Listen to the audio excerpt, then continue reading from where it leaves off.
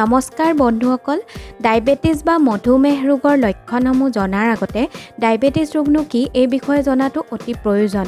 Diabetes বা মধুমেহ এনে এবিধ ৰোগ য'ত ৰোগীৰ শৰীৰৰ তেজত গ্লুক'জ বা চুগাৰৰ মাত্ৰা অত্যাধিক পৰিমাণে বৃদ্ধি পায়।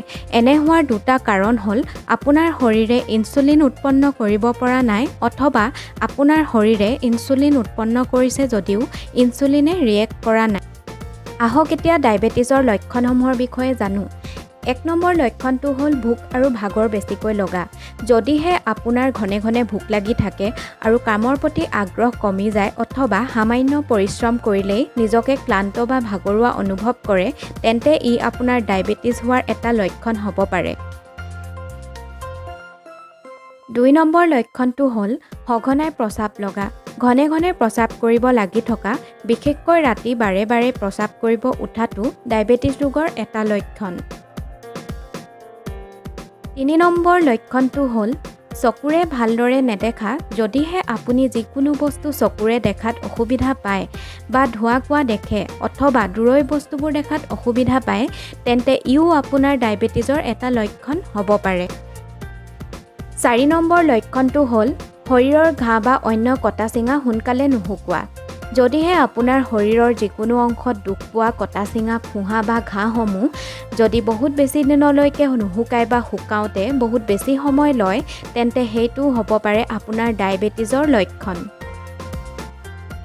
৫ নম্বৰ লক্ষণটো হ'ল হাত ভৰিৰ জিনজিননি।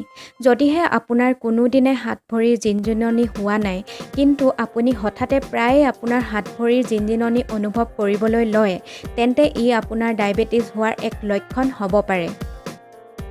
৬ নম্বৰ লক্ষণটো হ'ল হঠাতে ওজন হ্ৰাস পোৱা অথবা ওজন বৃদ্ধি পোৱা। হঠাতে শৰীৰৰ ওজন অত্যাধিক কমি যোৱা নাইবা বহুত বেছি বাঢ়ি যোৱাটো ডায়েবেটিছৰ এটা অন্যতম লক্ষণ। ৭ নম্বৰ লক্ষণটো হ'ল দন্তমূলত ঘাঁৰ সৃষ্টি হোৱা। যদিহে আপোনাৰ দাঁতৰ আলুত ঘাঁৰ সৃষ্টি হয়, তেন্তে জানিব ইও আপোনাৰ ডায়েবেটিছৰ এটা লক্ষণ হ'ব পাৰে। ইয়াৰ উপৰি বমি হোৱা, মুখখন শুকোৱা, খজুৱতি হোৱা, ইনফেকশ্যন হোৱা আদিবোৰো ডায়েবেটিছৰে লক্ষণ। এই লক্ষণসমূহৰ ভিতৰত যদিহে যিকোনো এটা লক্ষণে আপোনাৰ দেহত দেখা দিছে, তেন্তে আপুনি পলম নকৰি চিকিৎসকৰ পৰামৰ্শ লওক।